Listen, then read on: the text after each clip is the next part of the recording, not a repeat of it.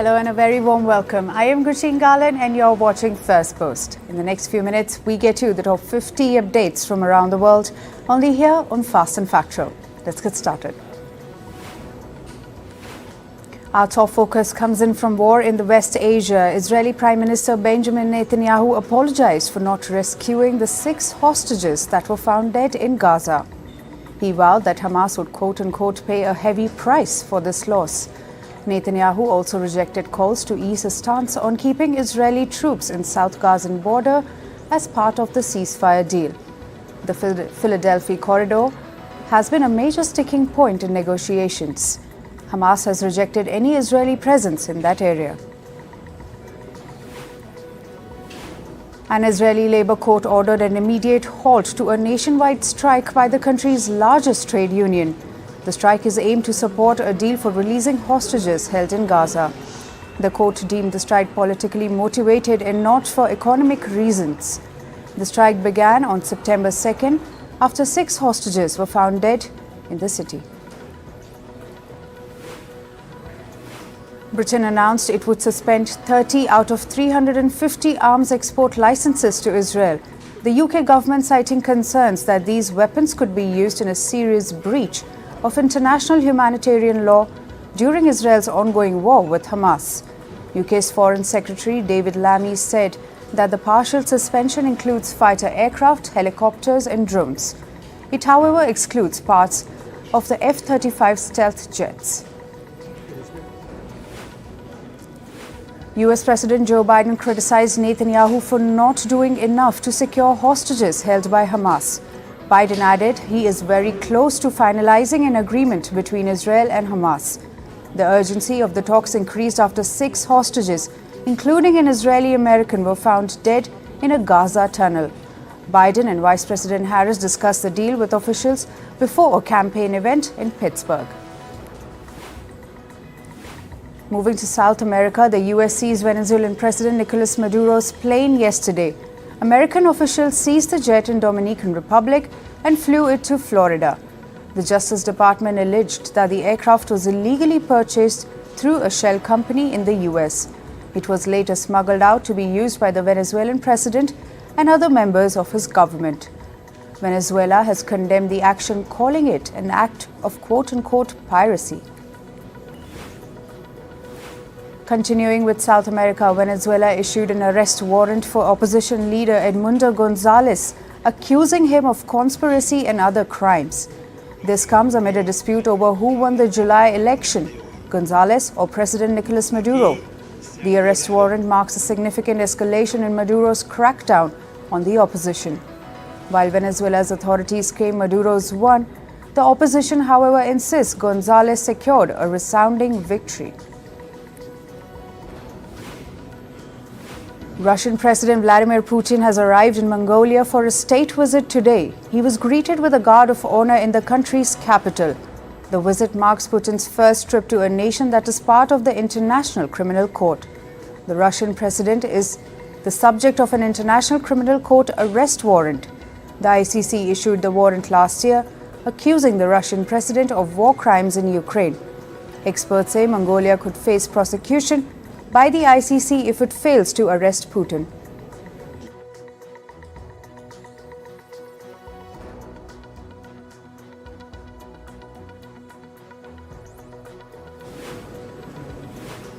A report says 2 US researchers have identified a probable site in Russia for the launch of its new NM-370 Burevestnik missile.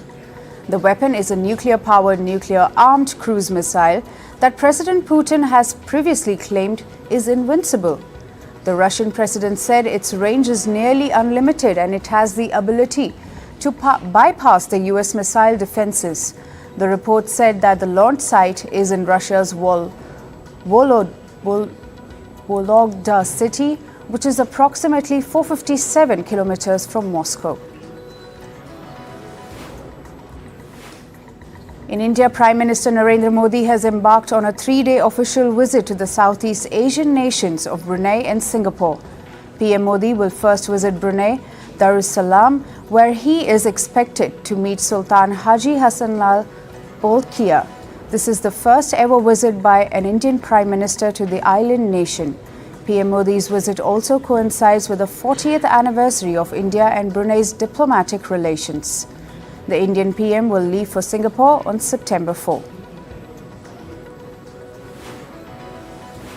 Continuing with India, a MiG-29 fighter jet of the Indian Air Force crashed in Barmer city in Rajasthan. The incident occurred during a routine night training mission due to a critical technical snag. The pilot was ejected safely with no reported loss of life or property. The Air Force has ordered a court of inquiry into the incident. A school bus rammed through a crowd of parents and students near a school in eastern China. The accident has resulted in at least 11 deaths, including 5 students. The accident occurred in Tai'an city of Shandong province. Chinese state media says that the driver lost control of the vehicle as it approached the school.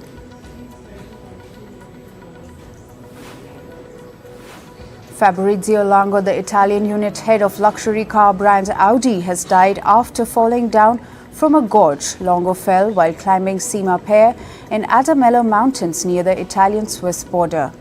Reports say the 62-year-old Audi executive was near the summit when the accident occurred. The circumstances surrounding his death are being probed. In climate news, incessant rainfall has continued to batter South Indian states of Telangana and Andhra Pradesh.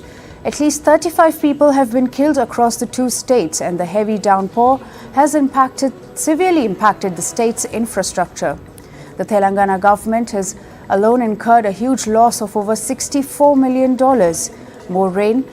More rain is expected for Tuesday in both the states. Heavy rain also continued to wreak havoc in Pakistan's Balochistan province. At least 5 people were killed due to the heavy downpour, and thousands of residents have been displaced. Local authorities have issued warnings for landslides. Meanwhile, the heavy downpour's impact has also destroyed several houses in Balochistan's Quetta city. Rainfall is expected to continue in the city until Wednesday. Tropical storm Yagi continues to cause widespread destruction in the Philippines. At least 13 people have lost their lives due to landslides caused by incessant rains. Officials have issued warnings for possible flooding and more landslides in the region.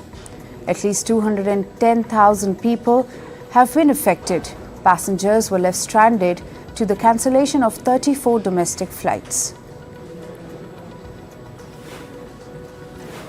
Heavy rain and wild winds have hit southern Australian states of Victoria and Tasmania. The winds caused widespread damages, downing several power lines. Over 121,000 residents in Victoria suffered power outages. Meanwhile, the warnings remained in place for much of the state's southeastern coast.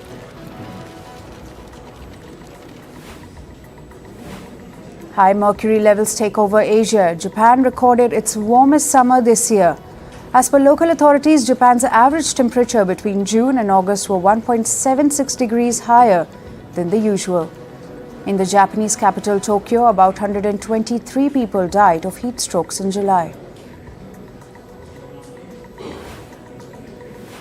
A massive wildfire broke out in the U.S. state of California. Identified as Record Fire, the blaze erupted in California's Riverside County. The raging wildfire burnt about 650 acres of land. Efforts are underway to douse the blazes. A wildfire that erupted in Loja province of Ecuador has continued for the last 9 days due to adverse weather conditions. The Colombian Air Forces is now expected to join efforts to combat the raging fire. As of now, 14 wildfires are currently active in the region.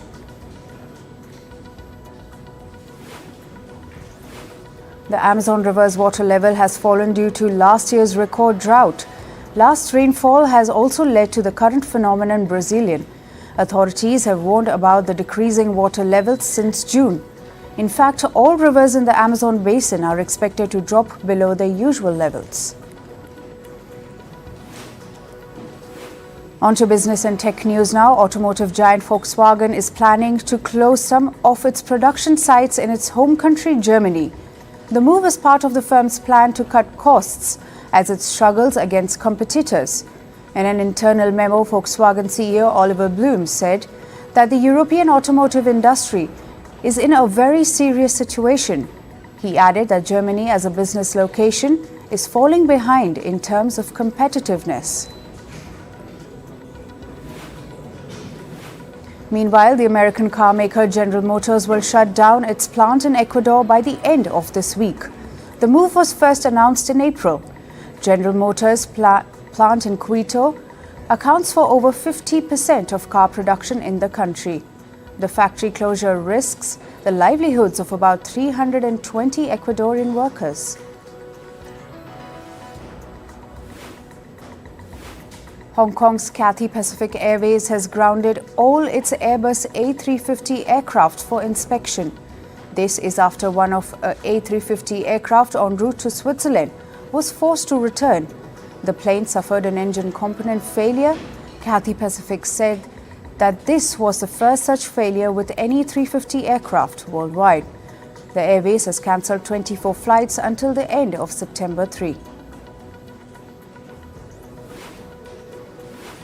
Elon Musk's electric car giant Tesla is reportedly planning to develop a 6-seater version of its Model Y cars. The automaker is working on the car in its factory in China. It is expected to be unveiled by the late 2025. Tesla is also reportedly working on a 5-seater version of the model that might be launched early next year. Meanwhile, the clash between Elon Musk and Brazil's top court seems to be further escalating. The conflict has now reached Musk's space internet firm Starlink. Yesterday, Brazilian authorities threatened to impose sanctions on Starlink.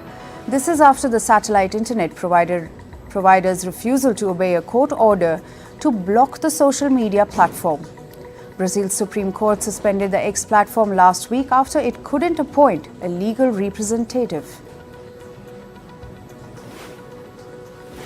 Staying with Brazil, the Latin American country is planning to impose taxes on big multinational companies. Brazil's finance ministry has proposed a 15% tax on multinational corporations. He says that the taxes will help the country meet its revenue goals for the next financial years. Brazil says that this move aligns with G20 nations' discussions on global tax cooperation. Reports say American investment firm Elliott has amassed about 10% of stake in Southwest Airlines. This will allow the investment firm to call a special shareholders meeting. Elliott has been buying Southwest Airlines shares to force changes in its management. This as the airlines has been going through a slump which has impacted its shares. Southwest Airlines stock has also lost roughly half its value over the last 3 years. American investment firm Blackstone has agreed to buy an 80% stake in European warehouse operator Burstone. The deal has been valued at $1.2 billion. Burstone owns warehouses in 7 countries, including Germany, France, and the Netherlands. Under this deal, the firm will continue to manage their warehouses. Russian state-owned banks Saber Bank says its trade is booming in India despite Western sanctions. In an interview, the bank CEO said that Russia's trade with India nearly doubled to $65 billion in 2023. He also noted significant interest from Russian businesses in the Indian market. Saber Bank handles transactions for up to 70% of all Russian exports to India. Russian bank has been under Western sanction over the invasion of Ukraine. TikTok's Chinese owner ByteDance is reportedly looking to raise $9.5 billion in Asia. The firm has appointed Citigroup, Goldman Sachs and JP Morgan to coordinate the financing. If the deal goes through, it would be one of the largest corporate loans in Asia. Reports say the loan will be partly used to refinance ByteDance's existing debt that is worth $5 billion. Moving to sports, we start with cricket. England's T20I series against Australia might be without captain Jos Buttler due to a calf injury setback. Buttler has been out since June's T20 World Cup semi-final loss to India. The injury occurred in July while prepping for the England domestic league, the 100 keeping him out of action since. England is sent to tour for three-match T20I series against Australia, which begins on September 11. Women's T20 World Cup debut in Scotland have unveiled their squad for the tournament. Catherine Bryce has listed the captain for the team. She returns to lead the Scotland after last playing in the ICC Women's T20 World Cup qualifier in May 2024. Her sister Sarah Bryce is named as the vice-captain.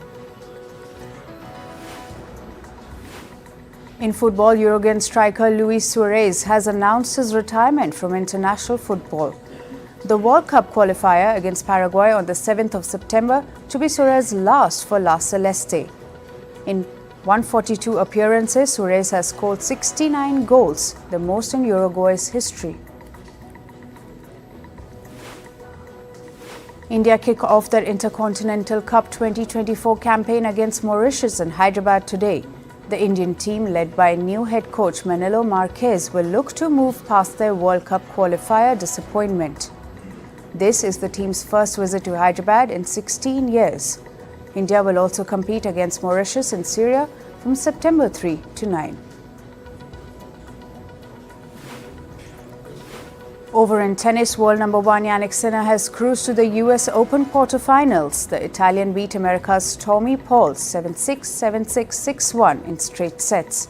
Sinner will now face fifth seed Daniel Medvedev, who beat Portugal's Nuno Borges 6-0, 6-1, 6-3 in the round of 16 clash.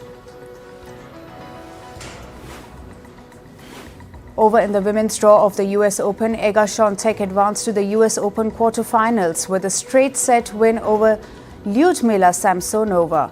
She secured a 6-4, 6-1 victory after a tough first set against the 16th seed. The world number one and five-time Grand Slam champion will face America's Jessica Peguela next.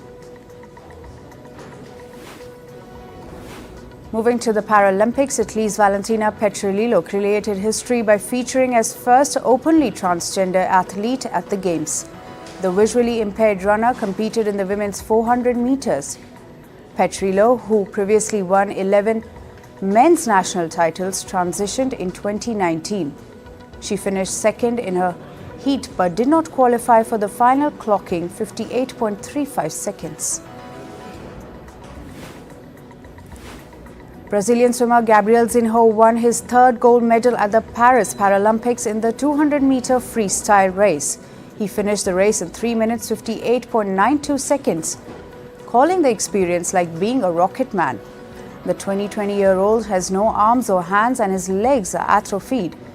At Tokyo 2020, he previously secured 2 golds and 1 silver.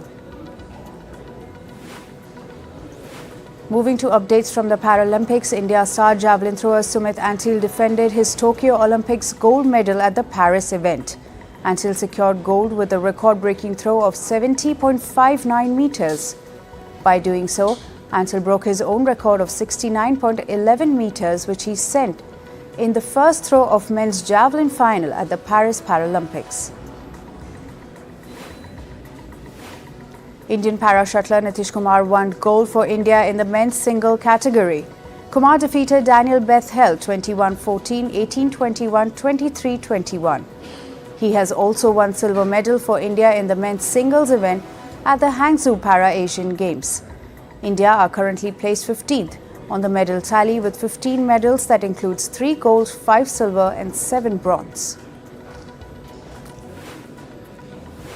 Moving to the world of showbiz now, in an hours after a shooting incident happened outside Canadian singer and rapper AP Dhillon's house, he took to Instagram to share that he is safe. A video of the alleged shooting incident has gone viral on social media. According to reports, incarcerated Indian gangsters Lawrence Bishnoi and Rohit Godra have claimed responsibility for the attack. The high ticket prices of Oasis band reunion tour has stunned everyone. The pricing has now triggered a probe by the UK government. They will investigate the dynamic pricing process used by ticketing websites. The government is looking into the transparency of the process. Oasis band is reuniting after a gap of 15 years and will perform 17 shows in Ireland and the United Kingdom. Britney Spears might soon star in fictional musical. She took to social media and shared an image with a cryptic message. Spears wrote that she will play the role of an extremely intelligent character.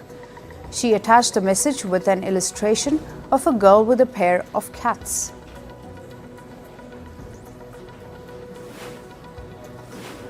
Breaking Bad stars Bryan Cranston and Aaron Paul turned DJ at a club in Las Vegas. The duo joined artist Mouthpiece DJ session and entertained the attendees. Cranston and Paul played the roles of Walter White and Jesse Pinkman, respectively, in the Breaking Bad series. Actor George Clooney has denied the claim that he was paid a whopping $35 million for his role in the film Wolves. The actor cleared the air at a press conference at the Venice Film Festival. He further added that if actors get paid an amount like this, then it will make it impossible to make films. At the ongoing Venice Film Festival, The Room Next Door was honored with a 17-minute long-standing ovation. It is the longest of the 2024 edition so far. The film stars Oscar-winning actors Ingrid Moore and Martha Swinton in the lead roles.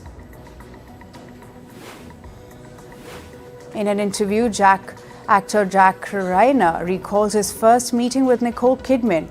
Reiner said that he was wearing boxer shorts during his first meeting with the Australian star. He recalled that they were on the set of the movie The Perfect Couple. The actor was showing people his funny-looking shorts when Kidman walked in. Joyce Chestnut has won Netflix hot dog eating competition. He featured in a Netflix special show titled Chestnut vs. Kobayashi. Unfinished beef. Chestnut ate 83 hot dogs while his competitor Kobayashi finished 66. The two competitive eaters came together on a platform after 14 years. Chestnut also broke his own record of eating 76 hot dogs in 2021. Japanese animator Hayao Miyazaki has been honored with the 2024 Raymond Magazine Seisei Award. This award is often referred to as Asia's Nobel Prize. He has been honored for his contributions to environmental protection and promotion of peace via animation. Miyazaki is known for iconic anime films like Princess Mononoke and Spirited Away. And finally, American actor James Darren has passed away at the age of 88. He took his last breath at the hospital in Los Angeles. His son Jim Moret confirmed the news of his passing. The late actor was known for his roles in Gadget Star, Trek, Deep Space Nine, and T.J. Hooker. That's all for today. Thank you for joining us. I am Gushin Galan and we'll see you right back here tomorrow. Stay informed and stay tuned to Firstpost.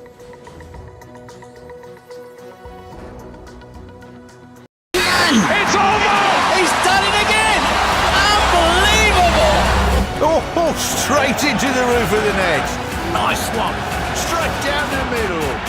So a good performance from both teams. Hello and welcome to First Sports. I'm Rupa Ramani. Let's get started.